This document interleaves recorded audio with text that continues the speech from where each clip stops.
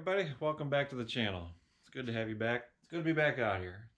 Before we get too far into this video, I just want to say if you're not comfortable with really stripping something down like equipment wise and doing electronics work, this might not be a project for you.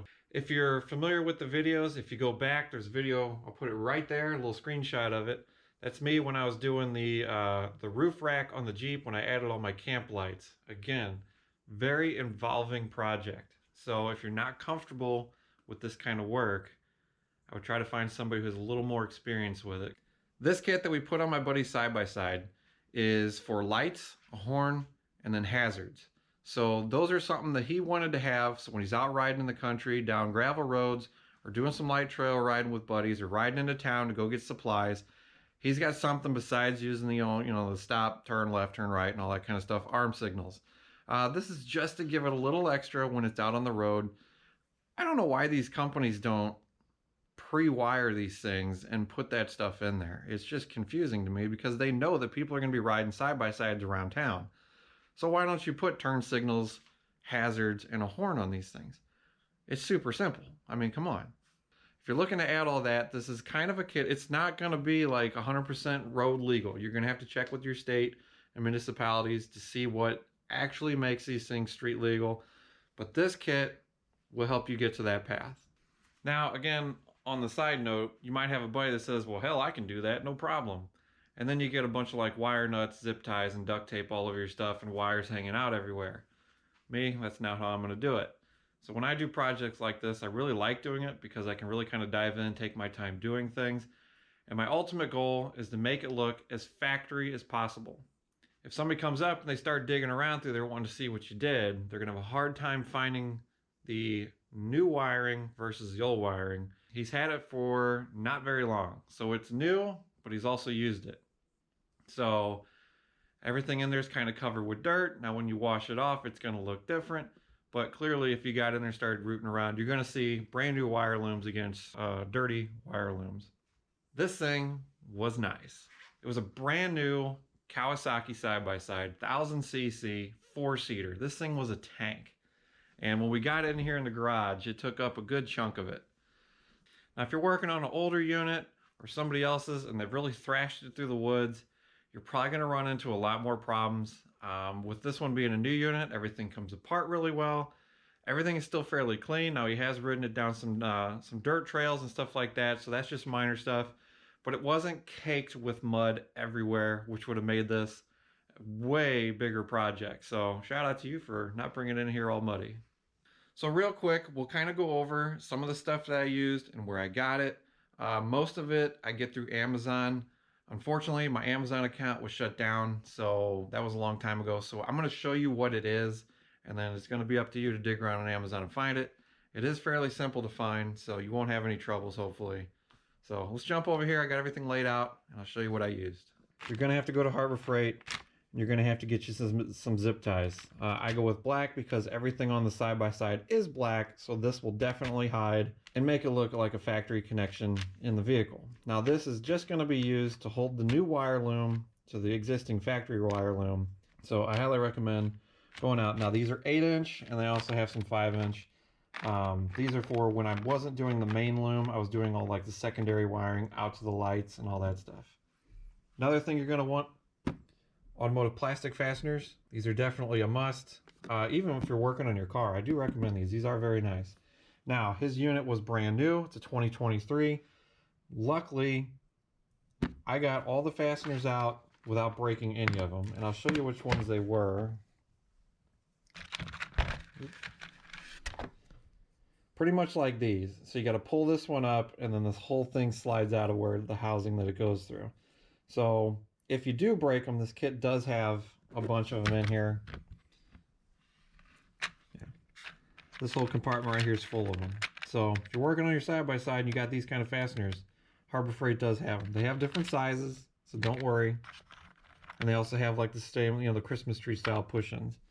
So if you're going to Harbor Freight, I recommend getting one of these. Every panel inside the side-by-side, all the way down the center console, everything in the back, everything is held in by those push pins. I think I pulled like 3 or 4 screws out of the entire system. Everything else is push pins, these little clips. So be ready for that, because that's not fun getting those out. So if you're going to do this, definitely try to hose everything out first and then let it all dry out. Because if you got mud and stuff caked in there, this is going to be a freaking disaster. And it's going to take you all day just to get half the pins out. Another thing you want to get, heat shrink tubing. I get this one because it's an assorted set and you can see which ones I use the most, the empty ones. So we'll have to go out and restock that. I do like this kit because it has these kind of connectors, right? So the eyelets on the ends of these are a lot larger than normal ones. Most of the time they're really tiny and you fight to get them in and out.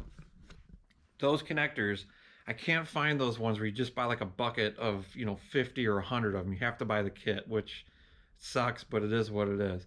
But I do like those because when you're hooking up your ground wires, most of the bolts will fit through that eyelet on there. So it does have the larger eyelet, which is nice because you can see in in the later video here, all the grounds, well, I'll put the little video right up here.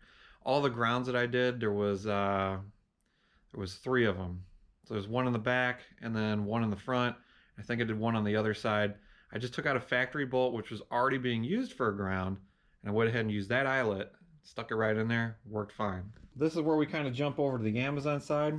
This is the wire loom that I use. I really like this stuff. It's really nice, really pliable. It opens up really good, so you can tuck all your wires down in there. This is the company that I got it through Amazon. It's really cheap, really good. This one here is 1/4 inch, and I didn't use very much of this. So this one here, like I would only get maybe 1 bag of this. And then this here, this is 1/2 inch. I would probably get 2 or 3 bags of this. And I think I got them, yeah, this one's 25 foot, and I'm pretty sure I got the 1/2 inch in the same, 25 foot. So really good factory look, nice braiding on it. Cuts really well, doesn't really fray out too much, and they don't usually come apart, so that's always nice. If you want, you can kind of heat these ends up and squish them with your finger to seal them off, but I haven't had any of these come apart any more than that after I cut them. As far as wiring goes, all this again off Amazon. So power wire, I use this 14 gauge. Ground wire, same thing, 14 gauge, and then I got a roll of the 2 together, and I use that on some of the lights. So really, these 2 here are your big purchases. I would have liked to have done, color match everything from the front to the back, but I just didn't have enough rolls of it. I used it all when I was building the harness, and by the time that I would have ordered more rolls, my buddy needed the side-by-side back. So it's fine. I used the power wire all the way down through the middle guts of this thing. So all the wires inside, they're all red from front to back. I do label each wire just in case something down the road, if there's an issue, I can trace the wire to which one it is from the front to the back. So I have to like prong it out to see if it's got continuity, if there's a break in the line or anything like that. We're good. So when you do something like this, kind of think long term, because if you do have to tear back into it, you know which wires are what, so you can just jump right into, if this one has a problem, you know where to go. As far as the wiring goes that came with the kit, I mean, like, this is it. Really. I mean, and you're supposed to do a wire harness and then wire all the lights with just this. So yeah, no, this is not enough. And it is a thinner gauge. Does come with a fuse on it, which is nice. But I prefer, everything I ran was with the 14, and I know it's a lot bigger, and everybody's gonna say you don't need to use that big of a wiring. I like to run it because I know there's not going to be any problems later on. Go to Harbor Freight. You can buy a whole bunch of these. These are heat shrink butt connectors. So once you get your wires in, crimp them down, and you can heat shrink the ends. And then I come over the top with another piece of heat shrink, just so I know that that thing is sealed in there and it's not coming apart and no water's getting in, no moisture. So that's always good. I use these for like the single wire connections, one in one side, one in the other. If I am putting 2 in on one side and 1 out on the other, which you will have to do, I go with the bigger ones, the blue ones. You can get all these from Harbor Freight, super cheap, stock up, you're good to go. So this is the kit you get off Amazon. This is the non-pre-wired. I highly recommend getting the pre-wired because it's going to save you a ton of time. The lights on it are okay, but the wiring on it's really, really tiny. So be extra careful when you're stripping those wires out and doing your connections on it. Other than that, here's the wiring diagram that you get. I did have some extra wiring, so I did do the color codes correctly on it, but I didn't have enough to do the whole entire system. So just had to be what it was. The two upper rocker switches went in fairly easy. All you had to do was pop the little clips out. The bottom two, you will have to modify them to get them to fit. As you can see here, all the wiring on the back side is nicely done. This right here is the blinker relay, so you can adjust how quickly or slowly the blinkers will flash. And this also does the same thing for the hazards. Now here's something really cool. On the left side, your positive, right side is your negative, and this is the key on power setup. Saves you so much trouble from having to tap into the ignition wiring. I like to make sure that there's plenty of extra wire on the inside so that later on, if we have to remove that center console again, we don't have to unhook anything. It's all right there. Access to the front of the engine bay is really simple through a nice little hole right here at the top of the firewall, making wiring for the horn and the front lights super simple. So this is the part of the project where I was still okay with it, but the owner was just a little bit nervous. You do have to take pretty much everything out of this thing to get your wiring done correctly. From the center console up top to right here down the middle, everything's got to come out. But luckily all this up here is super simple. Like I said, it's mostly just push clips and there's a couple screws. Now the reason I ran it this way is because everything underneath has skid plates and belly pans, so there's no access. But keep in mind, inside of here, right there, is your drive shaft, your shift linkage, your brake lines. So this is where all your zip ties come in handy. You want to make sure that there is no slack in that wire going around that section. Now once I was happy, I went back through and cut all the little tabs off the zip ties to make it look nice. The other cool thing is the ease of access through that back porthole right there. You don't have to cut or drill anything. Again, being able to utilize the factory ground location, I wired all the lights to ground to this location here. So most manufacturers will run their wires in areas where they shouldn't get damaged or affected by anything coming at them off-road. And that's why I try to run my harnesses right along next to the originals. As you can see here, everything is nicely tucked up. All my connections are nicely protected. I've got a lot of heat shrink on all these connections, so everything should be good. So we also opted to put in some really nice reverse lights we had laying around. And I gotta tell you, these, good option, because it's kind of limited when you're sitting inside these things when you're backing up. As far as placement goes, we put 4 red hazards on the rear and then 1 turn signal on each side, and we also did turn signals in the front to match. So unfortunately, the only switch that actually lights up when it's not in use is the hazard switch, and that's just by design. The other ones, they do light up as you can see, but it's only when they're actually being used. For switch placement, it's completely up to you on how you want them and where you want them. We just figured this was the best way to do it. You can see here the lights are very bright. These are pretty much the same lights that I used on my Jeep for the roof rack, and very happy with them.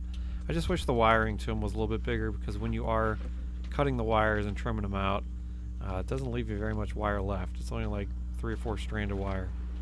But when you're driving from the sides, you can clearly see the blinkers that are on, so that's good. That's the whole goal of this thing, is when when he's driving around town or something like that, people can see which way he's turning. So, like I said, these lights, for being as small as they are, they put out a good amount of light. The reverse lights on there is very happy with. When you're sitting inside it, you can now see what's behind you a lot easier at night, and that's ultimately the goal on these things. So, good choice on those. So again, as you saw, you literally have to take the whole dang thing apart. Again, I joke about it because for me, I'm used to doing that kind of stuff. I like doing that kind of stuff. If you're not comfortable with doing that kind of stuff, don't. If you're tearing this thing apart, whether it's yours or a friend's, and you're not comfortable with what you're doing, you can really mess things up in there. You could nick a wire on the factory harness, you could break something, you could break a dash panel, you could break whatever. So if you're doing this at home on your own piece of equipment and you do feel comfortable doing it, go ahead. Just take your time and don't freak out. Because once you freak out, that's when things start breaking. Don't get frustrated, all that kind of stuff. But again, if you're not comfortable with doing this, this is a project that I would just say, hand it off to somebody else that knows what they're doing. Because I don't want you guys messing up your stuff or somebody else's stuff. That's not what we're about here. We're about having a good time, doing projects, and having fun. But on the other hand, I really enjoyed doing the project. My buddy's, he's pumped about this thing. He loves it. He's happy. So he can't wait to get out there and ride some trails and see all his buddies out there and show it off, I guess. So we'll see. I'll get the reports from him. I'll let you guys know. But that's going to do it for this week.